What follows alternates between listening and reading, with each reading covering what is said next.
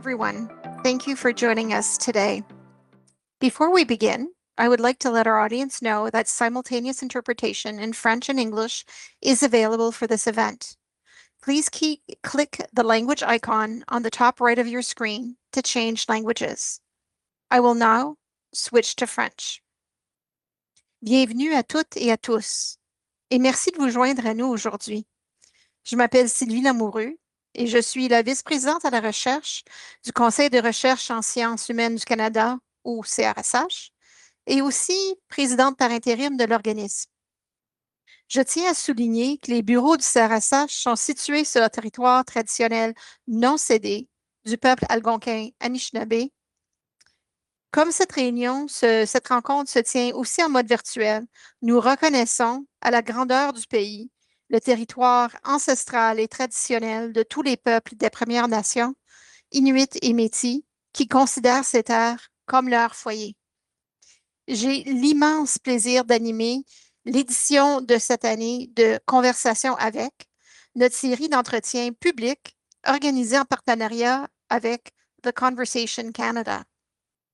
Le CRSH est l'organisme fédéral canadien de financement de la recherche qui appuie la recherche et la formation en recherche dans le domaine des sciences humaines. Les travaux qu'il finance nous aident à comprendre et à relever les défis d'un monde en pleine mutation, tout en maximisant le potentiel du Canada. Que ce soit en jetant un éclairage sur les enjeux économiques, les technologies émergentes, la justice sociale, les arts et la culture, ou encore en contribuant d'une foule d'autres manières, notre communauté de recherche aide les responsables des politiques et le public à prendre des décisions reposant sur des données probantes et élargit le champ des connaissances au profit de toute la population canadienne. Je vais maintenant passer à l'anglais. We are delighted to again partner with the Conversation Canada to bring perspectives from some of Canada's most distinguished scholars to the public. Today, our distinguished guest is Myriam Denov. Dr. Denov holds the Tier 1 Canada Research Chair in Children, Families, and Armed Conflict. She is a professor at the School of Social Work at McGill University and holds a PhD from the University of Cambridge, where she was a Commonwealth Scholar. For more than 25 years, Dr. Denov has centered her research on the lived experiences of war-affected children and families across Asia, Africa, and the Americas, with a particular focus on child soldiers, gender-based violence, and pathways to community reintegration. Dr. Denov has presented expert evidence in court on child soldiers and has advised government and non-governmental organizations on children in armed conflict and girls in armed groups. Her contributions have helped advance justice, inclusion, and evidence-based approaches to supporting children affected by armed conflict. For her work elevating global awareness of the impact of war on children and families, and for providing the data and testimonies needed to take tangible action, Dr. Denov won SSHRC Impact Award Gold Medal in 2025. Dr. Denov is joined today by Mme Denov, the Conversation Canada's Culture and Society editor, who will lead the discussion. There will be time towards the end to engage in dialogue, so don't hesitate to prepare your questions. Thank you again, everyone, for joining the conversation. And now, I will hand things over to Shema and Myriam. Thank you, Sylvie, for the introduction and a warm welcome to everyone. A few words before we begin. As mentioned by Sylvie, simultaneous interpretation in English and French is available for the event. Des services d'interprétation en anglais et en français sont offerts pour cet événement. Cliquez sur l'icône de langue dans le coin supérieur droit de votre écran pour passer d'une langue à l'autre. Please click the language icon on the top right of your screen to change languages. You can turn on closed captioning along the bottom right of the video player window. If you need any technical assistance, please click the help button located at the bottom right of your screen. You will be directed to a live agent for assistance. Today's interview will be followed by a Q&A. So at that point, please submit your questions, or at any time, in English or in French, in the box below the player window.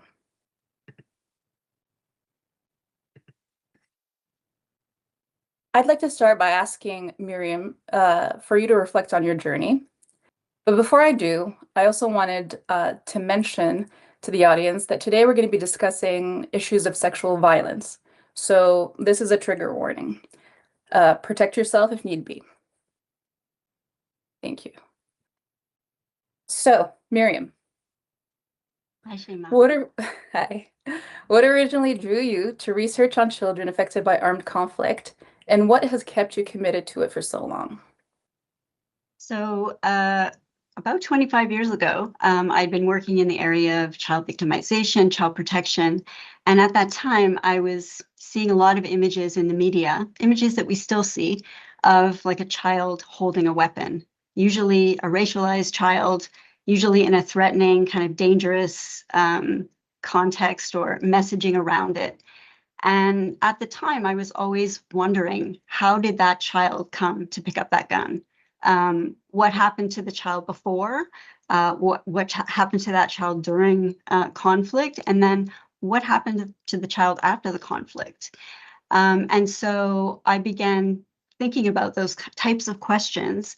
And at the time, I was able to get a grant looking at the issue of child soldiers, and actually funded from the Canadian International Development Agency way back when. And we began our study, and I was working with a local NGO in Sierra Leone. And when we began our research, we saw the complexity of children's lives, that in fact, there was, that kind of imagery where a child is looking dangerous or threatening was so completely foreign to what we were actually seeing on the ground. These very thoughtful young people who were making their way in the post-conflict context. So that was sort of what got me started. I think what's kept me going all of these years, there's a few things. One, the need that, we now are living in a context where 520 million children are caught up in armed conflict around the world. And there's a lot of silence and invisibility of children. We hear a lot about conflict. We don't necessarily hear a lot about the children and what's happening to them on the ground. And so I really wanted to try to have their voices and realities present in research and beyond. I think another thing that has really kept me going are my research partners. So I have who are very important to me and very important to the work that we do together. But I have research partners, for example, in northern Uganda. And this is a group of women who, in fact, were abducted when they were girls into armed conflict, and had remained in an armed group in the Lord's Resistance Armies for several years.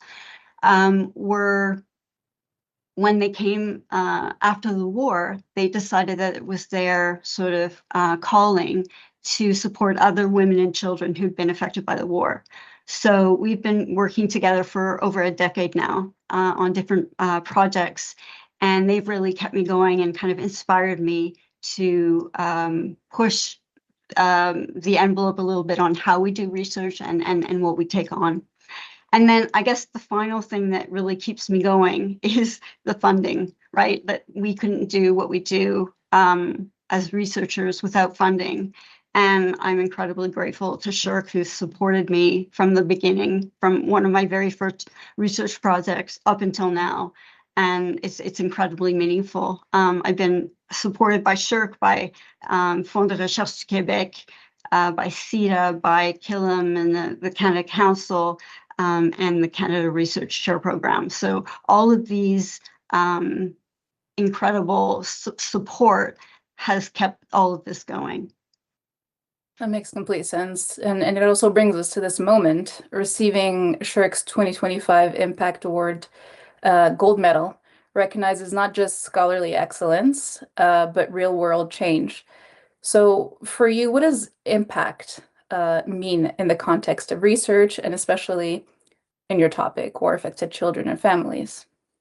Right. So for me, given the topic of war and children, for me, this can't just be about publishing papers and publishing books. There needs to be, from my perspective, some benefit to communities, to participants, and beyond. So in terms of impact, I think there's impact on different levels. There's community-based impact that I've sought out. There's also the youth researchers that I'll talk a little bit about, who've been impacted, and also participants. And I think that's been sort of the goal, is to move beyond findings, so to speak, and try to actually, based on what we learned in our studies, is to move towards implementation. So, for example, at the community level, one of the things that we found in northern Uganda was that girls who had been abducted into armed conflict and came out and had children who were born of sexual violence, that those women were extremely marginalized and had huge challenges. And so one of the things that we sought to do was to implement like a livelihood project specifically targeted for these girls and their children. So that meant for the NGO actually to purchase land to allow these women and their children to actually work on the land, providing employment and food security. So that's sort of one example.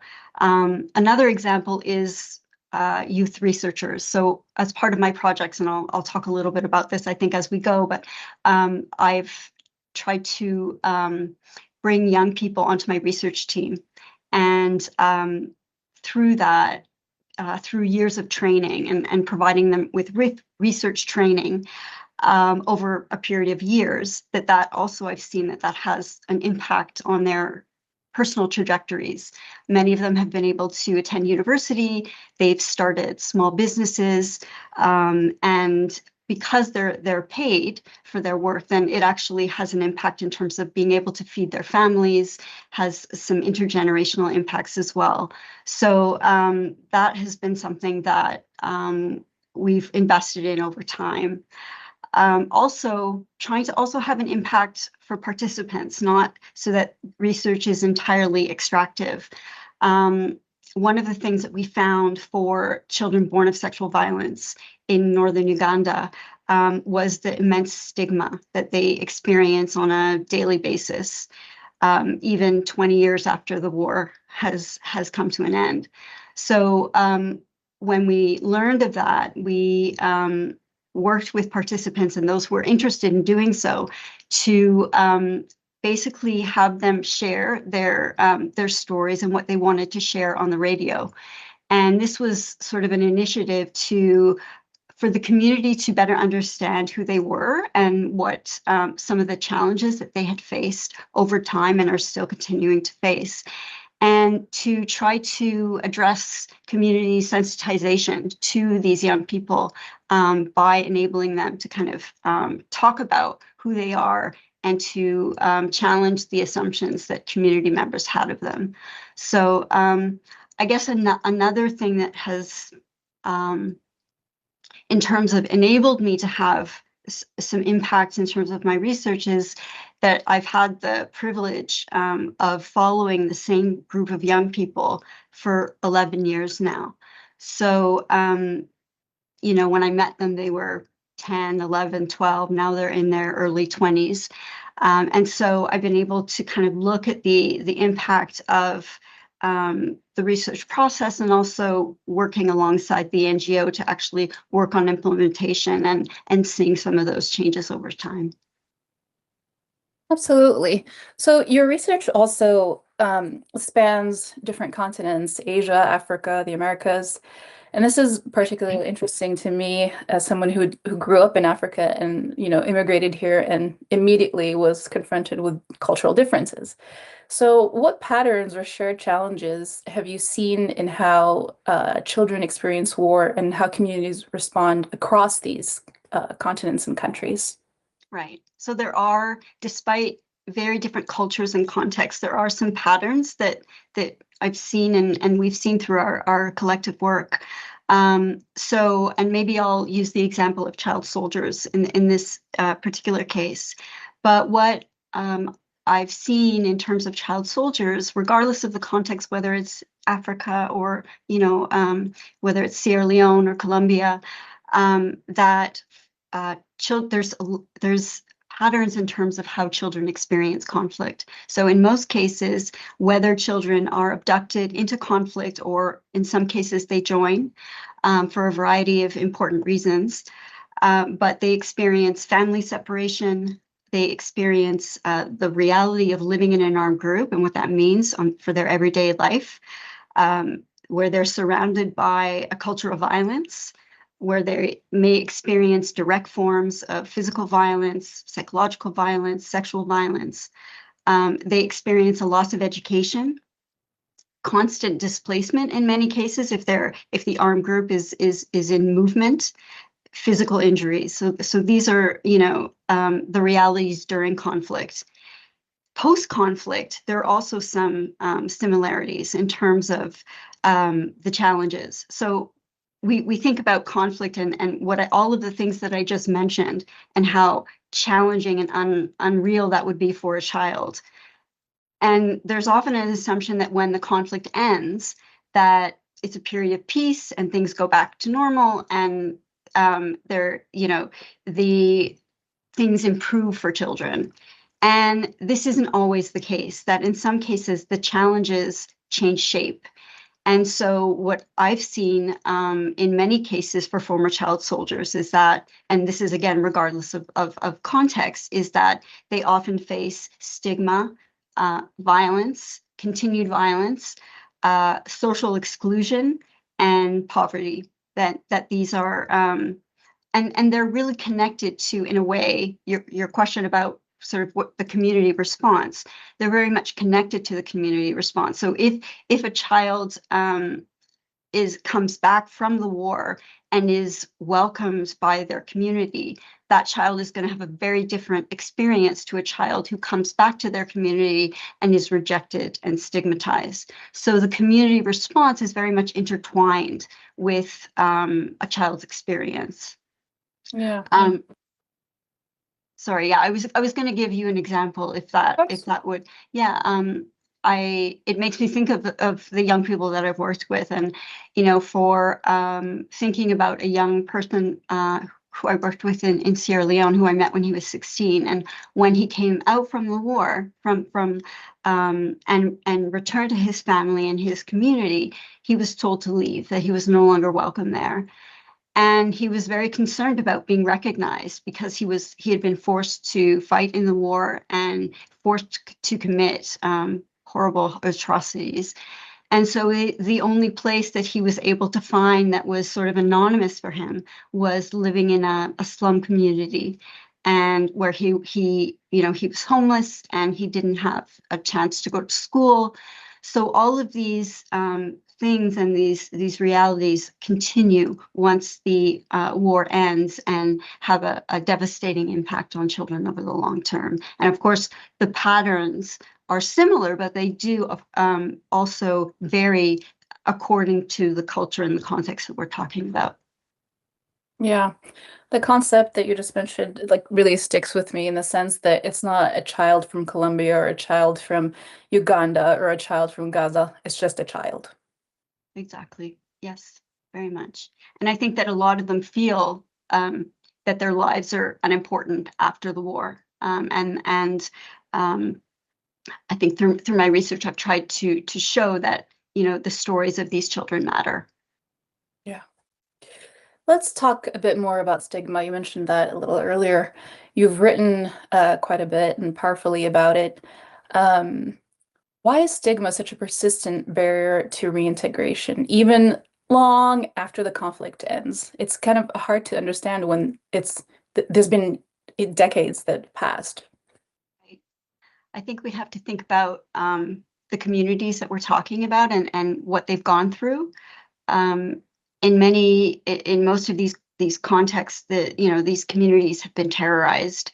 And they've also faced immeasurable loss of, family members, loved ones. In some cases, the entire villages have been desecrated. And there's a link between these children and the armed group. And so that link and that association, regardless of whether the child might have been abducted or might have joined under duress or other kinds of circumstances, there is still that link between the armed group. And I think communities have gone through such suffering that it's difficult to release from that. And it requires sensitization around, what these children have been through. It's also, stigma isn't just about those who have gone through the war. It's those who become symbols of the war or genocide. And I think about children who've been born of conflict-related sexual violence in Rwanda, who didn't necessarily go through or face the genocide itself, but have become symbols to the community of the pain and suffering that survivors went through. And so, children talk about, for those who have gone through war, that when the war ends, that the war changes shape, and that they talk about the war that I now face is stigma, and it could be 20 years down the line. I also want to say that stigma is so powerful. Children face this at home. They face it in the community.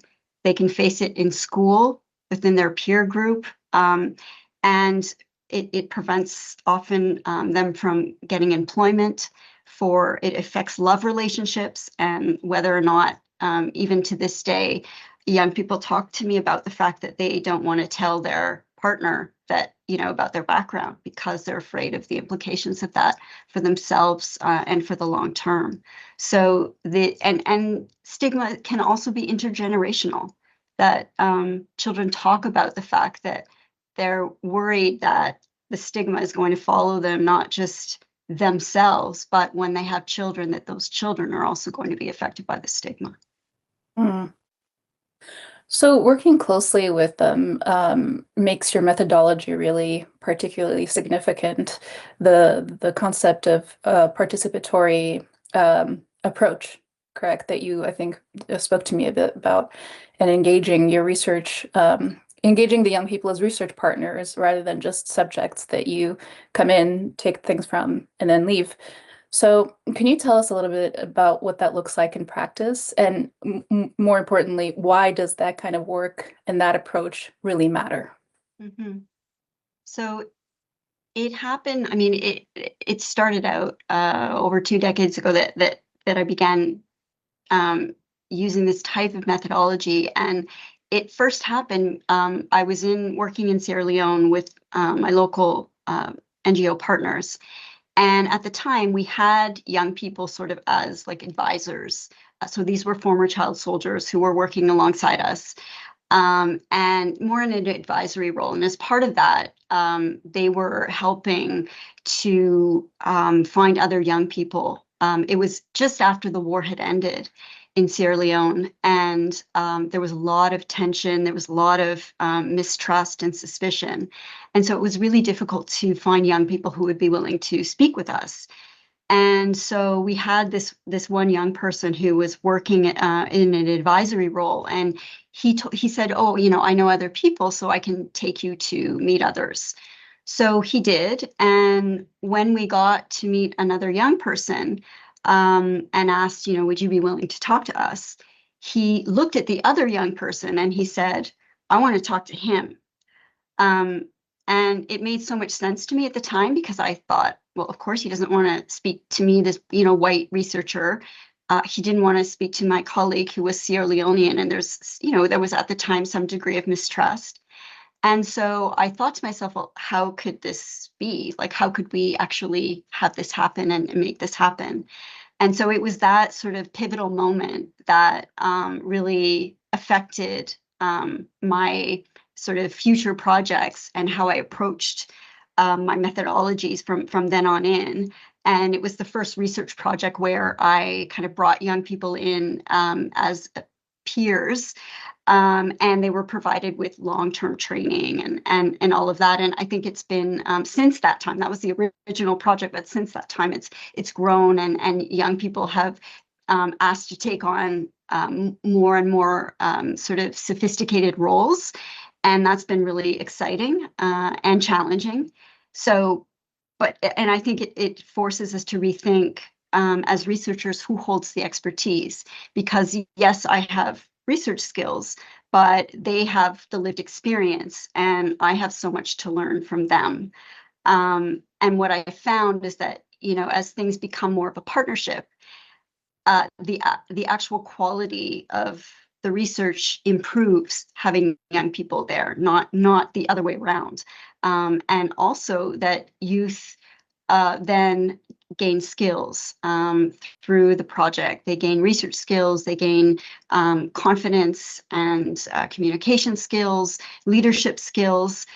And it also, because they're paid, as I mentioned before, then it can actually feed their families. And so there's a sort of a win-win to the situation. And ultimately that youth perspectives matter.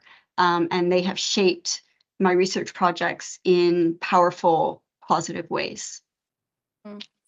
I love this. It actually reminds me a lot of what journalism is kind of pivoting to in the last several years, of treating sources as, collaborators and peers, rather than just the journalist being the one with the power, the one with the knowledge, the one that comes in, takes things, and then, just leaves behind problems or an emptiness. But there's also a bit where it's very delicate and risky work, right? Researching violence, trauma, and childhood raises a lot of ethical questions. How do you navigate the tension between documenting this, working with these children, and avoiding re-traumatizing them? Right. That's such a good question. Thank you for asking it. Yeah, I mean, I maybe I can start with an example of, some of these challenges that I faced, and how I, navigate this on an ongoing basis. But just as an example, I was working with a young woman who had been a former child soldier, and she was an adolescent at the time. But she had been abducted into an armed group, had remained there for 6 or 7 years, and had been a victim of sexual violence. And she had 2 children born of sexual violence. And so, we wanted to understand her life, but how do you begin to ask a child questions about their life under these such, difficult, horrific realities? And there is such a risk of re-traumatization and re-victimization in just asking a question. There's also the reality that, through words alone, that you can't always capture, you can't adequately capture the horrors of war and violence in that way. And so I've been searching for solutions to these ethical questions. And part of what and they don't get rid of the ethical issues, because the ethical issues are always there, but I've tried to find other ways. And this has been, I've used arts-based work where, because there's a lot of pressure to talk, and not everybody feels comfortable talking. Some people prefer other means. And so through arts-based methods, whether it be drawing, whether it be writing a play, through theater, through mask making. There's a gamut of different ways that people can express themselves, and they can choose what they, for example, draw or what they don't draw. So an arts-based is one way that I've tried to so sort of go beyond talking. As well as the participatory approach, where young people become on the research team. And I found that, like I said, they don't get rid of the ethical issues, because those are always there, but they do help have young people provide more control over what it is that they share and what they don't share, and that they're not passive in the process. And I found that through, just even using arts-based method, that often as researchers, we try not to have assumptions, but sometimes we do have assumptions. And I've gone into situations where, a child has drawn something that is completely sort of challenges all my thinking. And that has sparked us to really understand conflict in a different way through these drawings, and by asking children about their drawings has really opened the door to more complexity in terms of what we understand, and hopefully in the process put less pressure on talking. Right, that's amazing. I wanted to talk about the support that these children get. In your view, where does society, governments, international organizations, where do we fall short when it comes to supporting children and families after the conflict ends? That's a huge question. So I have many, many different answers. For one, I think that there's a lot of focus on physical safety, which is obviously incredibly important, right? Physical injury during conflict. But what research shows is that displacement, family separation, loss of education, that those kinds of things have longer term effects than direct exposure to violence, that those are things that last, that the collapse of the health system, the education system, the social system, that those last decades. So I think that we need to have a longer view in terms of how we're responding, and a more sustainable view as well.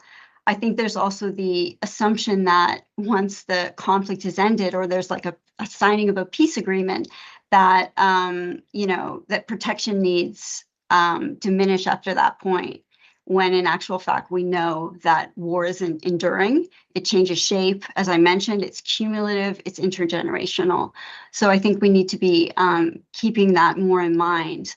I also think that we don't include children, families, communities enough in building transitional justice solutions and responses, that we still have very much top-down approaches to peace building. And it sounds so simple, but children and families have an enormous amount of experience and knowledge that could be used and drawn upon in creating solutions. So I think that that's also really important to be thinking, maybe switching up the way we think about things. Absolutely.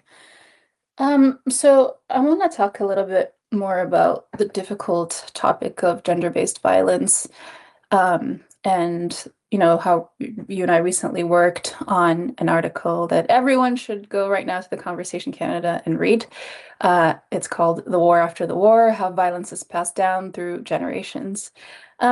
How does war reshape gendered power dynamics for children, especially girls, during and after conflict? It's such an important question. I think generally speaking, girls are, when we think about conflict generally, it's typically we think about men and boys, and I think girls and whole gender identity, all of that is pretty much invisible.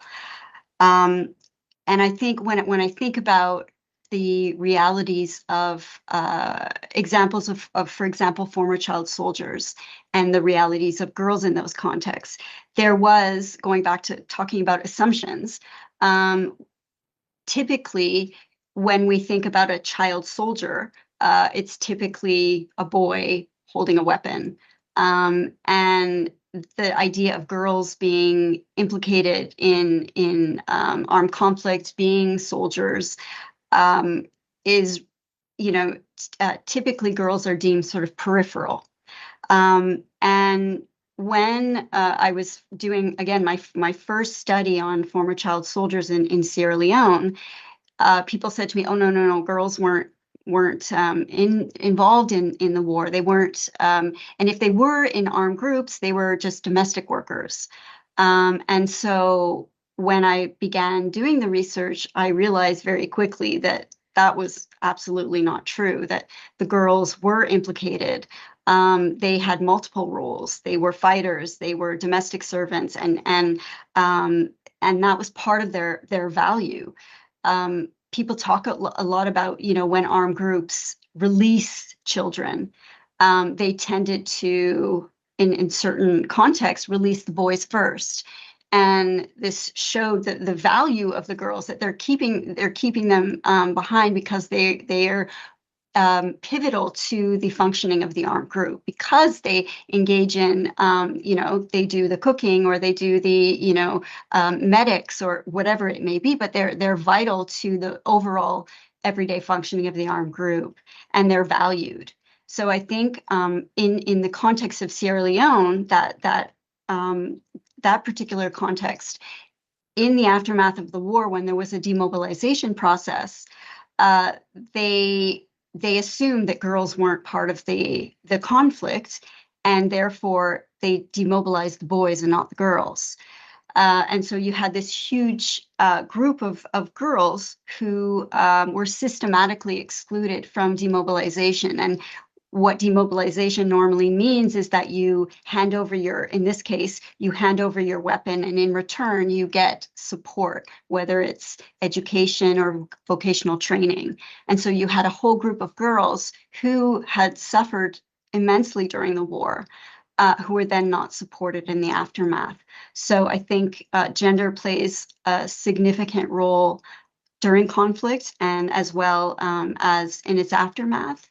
And, going back to what I stated at the beginning, is girls are very invisible within those contexts.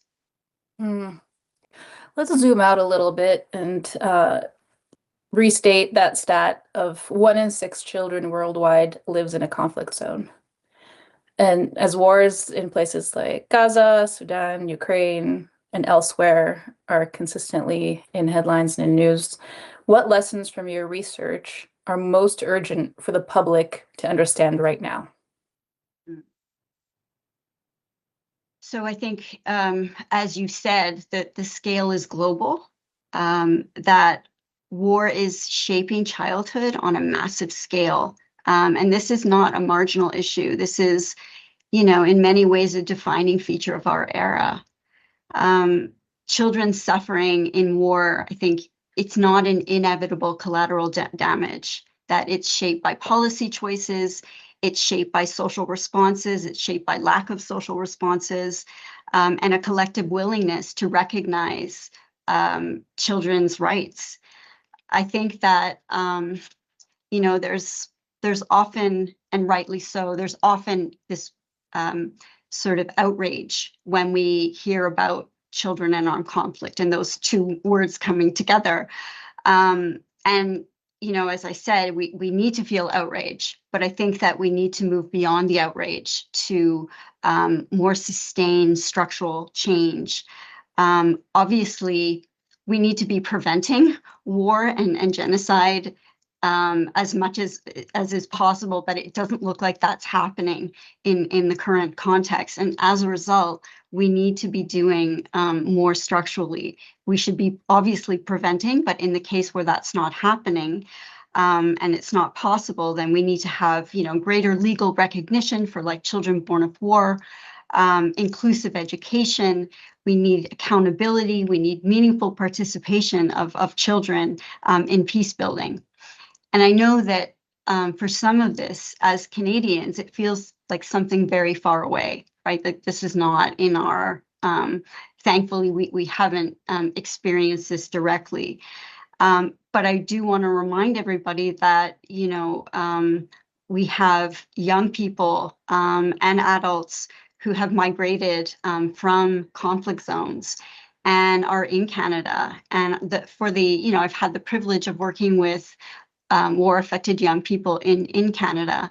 And, they talk about the challenges of what it means to be a young person attending school for the first time in Canada, And I think that some of them have talked about, wanting to have that sometimes teachers or social workers or psychologists don't always have an understanding of what they've been through. So I think that we could be doing a lot more in terms of our own awareness and implications for our own work and in everyday life in Canada too. Absolutely. And we'll get into it here and now, but there is that point of triggering children or adults that come from conflict zones when we have air shows, for example, in Canada. And that's something that we're proud and we enjoy, but isn't something that we realize affects those people deeply in a traumatic fashion. It can be devastating, yeah. Okay, Myriam, I think it's time for us to take some audience questions. For sure. Okay. What surprised you most in your research about how trauma is transmitted across generations?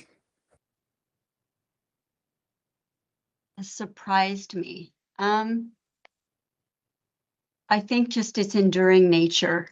And it's, that first of all, that something like stigma can be passed down in different ways. And that I assume that over time that something like stigma would ease over time. And I've been quite wrong about that there has been moments, I mean, the young people tell me there have been moments where things have eased up, but, interestingly, during the pandemic, they talked about things getting worse in terms of stigma, that moment, I guess, because there was, tension and socioeconomic challenges, specifically because there was no safety net during the pandemic, that, the young people felt it more.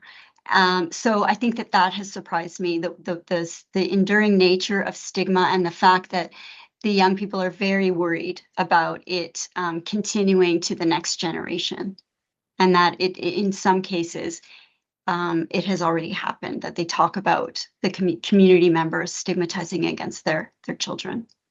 All right. And you've been doing this work, as we said, for over 20 years. And more recently, do you see change happening in terms of more recognition of children's rights before, during, and after armed conflict? Are you seeing any, I guess, positive progress? So I think that, unfortunately, the question is being asked at a terrible time, because if we look at the statistics from the UN, the grave violations against children, what they're called grave violations, which involves children being exposed to sexual violence, child recruitment, schools being targeted during conflict. Those grave violations in the last 3 years have increased. They have not decreased. So from a statistical point of view, I wish I had better news that way. I think that to look on the brighter side, I think that there is greater awareness and growing awareness. I think that there is more attention to trying to have young people's voices heard in a variety of different contexts. So while the statistics are grim, and our current state with all of these conflicts that are happening currently are not looking good, I do feel hope that with young people being more involved in peace building and peacemaking, that has potential for positive impacts. And I do want to also emphasize, because I know that talking about this is all of it seems very grim. But one of the things that I want to say is that I also, while I see patterns that we talked about, patterns during conflict, patterns after conflict, one of the things that I also see that gives me a lot of hope is the strength of young people in terms of navigating their realities.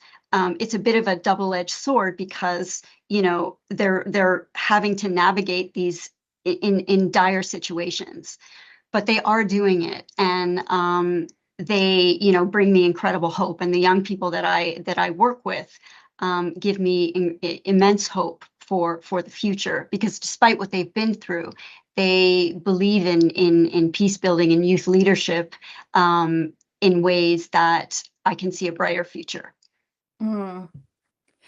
Okay, well, just as a reminder to everyone, don't be shy. Submit your questions at any point in English or in French in the box below the player window.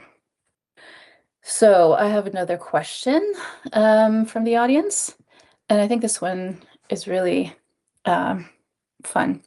If tomorrow someone gave you $10 million for new research, no strings attached, what would Wow. you do with it? That's an interesting one. Thank you for that question. I would have different sort of projects that I would take on that have different targets. So, I would focus one thing on prevention, some sort of research that really focuses on prevention. I'd have another project that looks at, youth involvement and how we can better integrate young people and families into all aspects of post-conflict and prevention. And something around the structural pieces and the long-term and intergenerational pieces. So it wouldn't be one project, it would be multiple projects that try to attack, so to speak, the challenges that we face in dealing with this wicked problem, because it really is a wicked problem. And we're not learning very much over time. We have all of these sort of slogans of never again, and it just keeps happening. So we need to, with that $10 million, I would try to,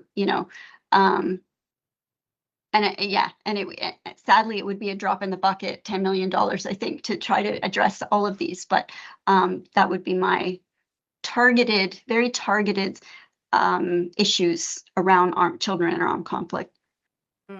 Great. Well, I just put that up in my vision board for you. So hopefully you'll get that 10 million. So I want to talk based on some of the questions that are coming in, specifically about the child soldiers. And so there's a few different questions. Are there cases where children join armed groups by choice?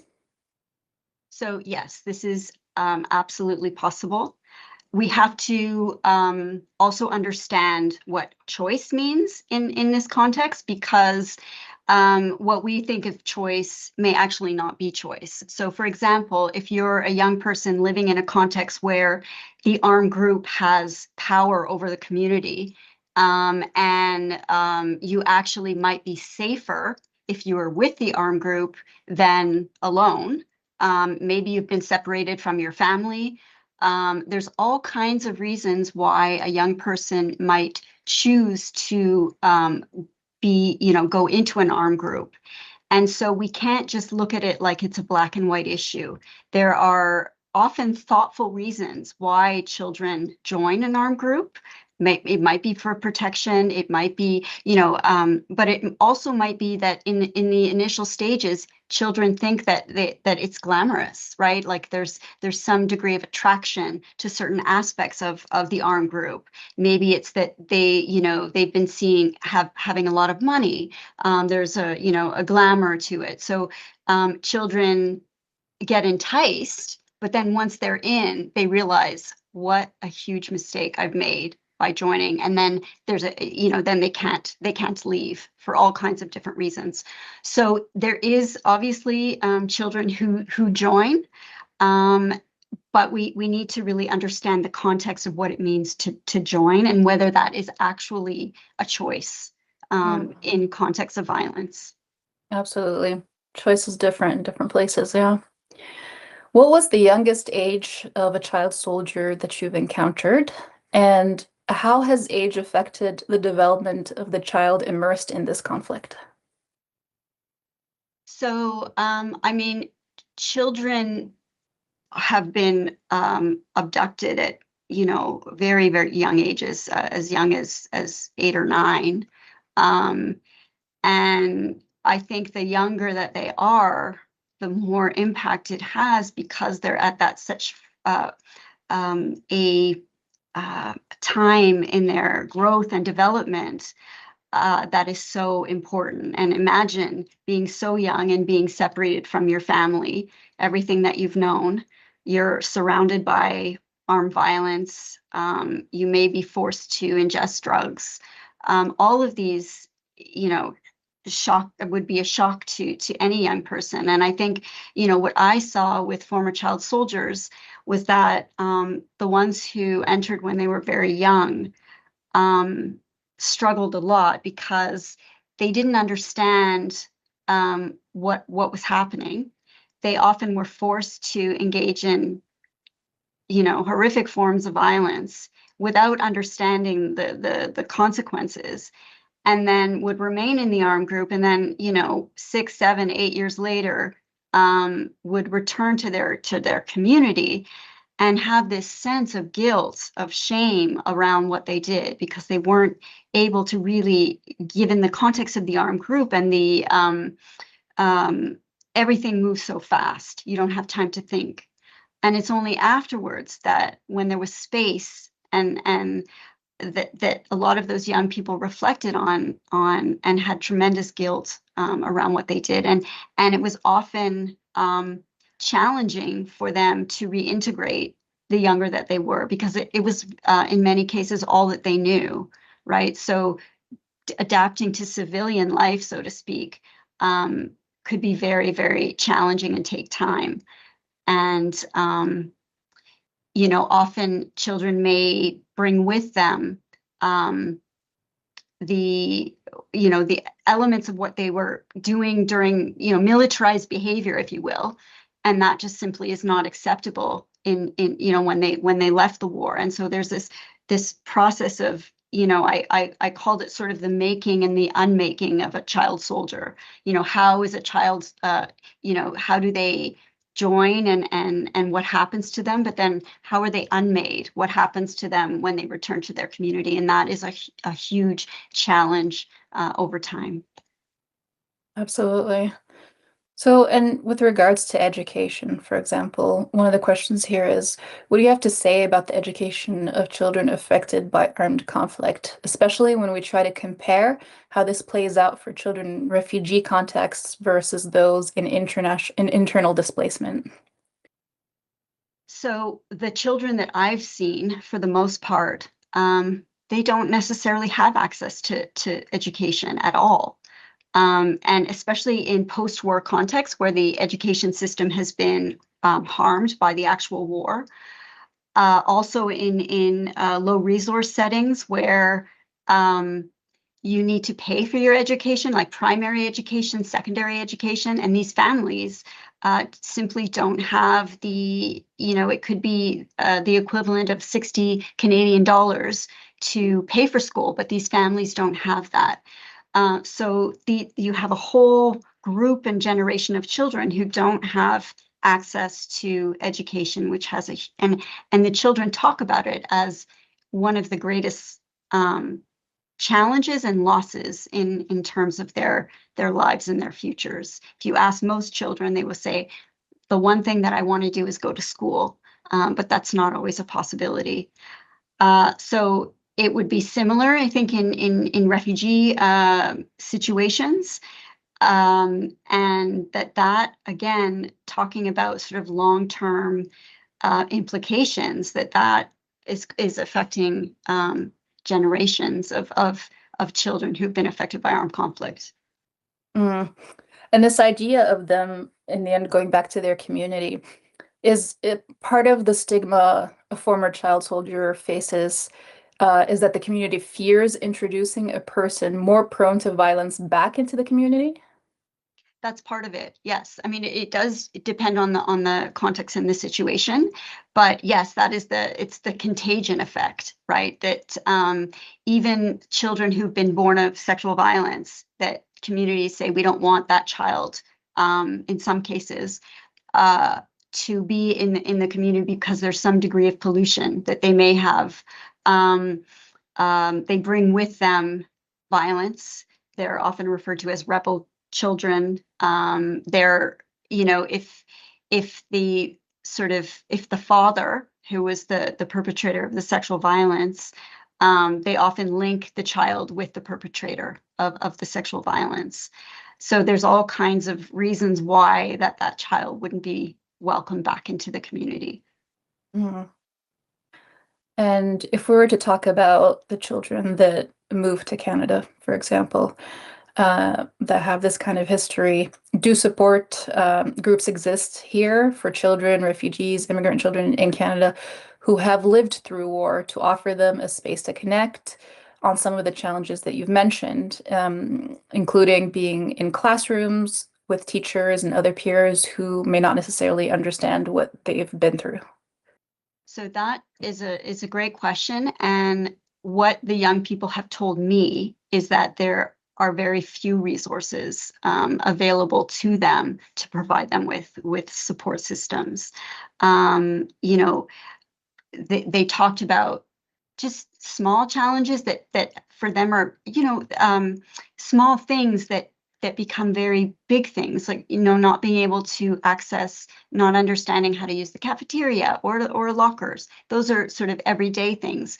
But then other things happen where, you know, a young person would say, you know, they showed this movie in my class on Rwanda and didn't tell anybody what it was, you know, about. And this, you know, my classmate just started crying and left the room. And so, you know, the sort of lack of awareness of what, you know, is what is being shown also within the context of the classroom, and the implications of that. So I think it would be great for teachers, as I said, of social workers, to have a you know, more training, and more being well equipped to address some of the challenges that these young people face. I have one question here that is about how you take care of yourself when you conduct this kind of work. What advice would you give emerging scholars who are thinking of doing, researching difficult topics like this one in international contexts? How should they go about it without burnout or, taking on too much in your heart? Right. It's a really important question. I think when I think back to my, you know, early days, I didn't have a lot of people. There were few people certainly in my department or in my, even Canadian scholars actually who were working in this area. And I felt very isolated. And that was really tough. And I think that the best kind of advice that I would have is to really find a network of people who do similar work, because you can offer each other, you can kind of debrief, have a better understanding of the complexities, what it means to kind of do this work, what are the personal implications, what are the professional implications as well, because it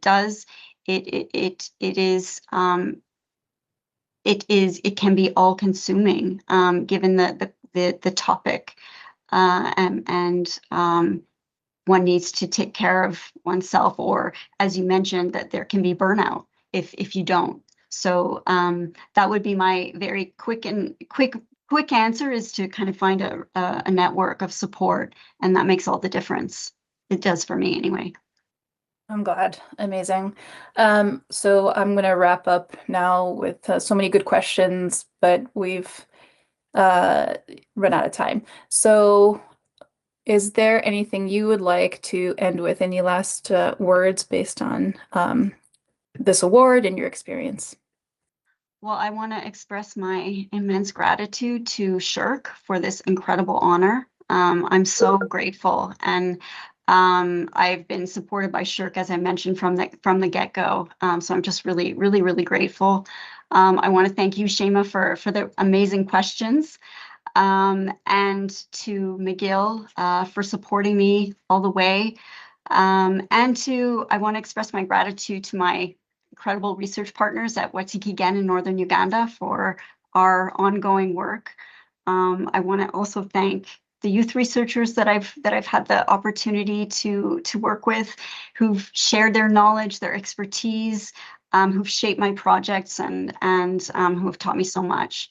And I guess I just want to end with a huge thank you, last but not least, all of the child, family, community participants that have been involved in my research, who courageously shared their stories and their lives with me, and for them to know that their lives and their stories matter. So yeah, thank you everyone for listening today, and again to you, Shema, for the wonderful questions. Thank you so much, Myriam.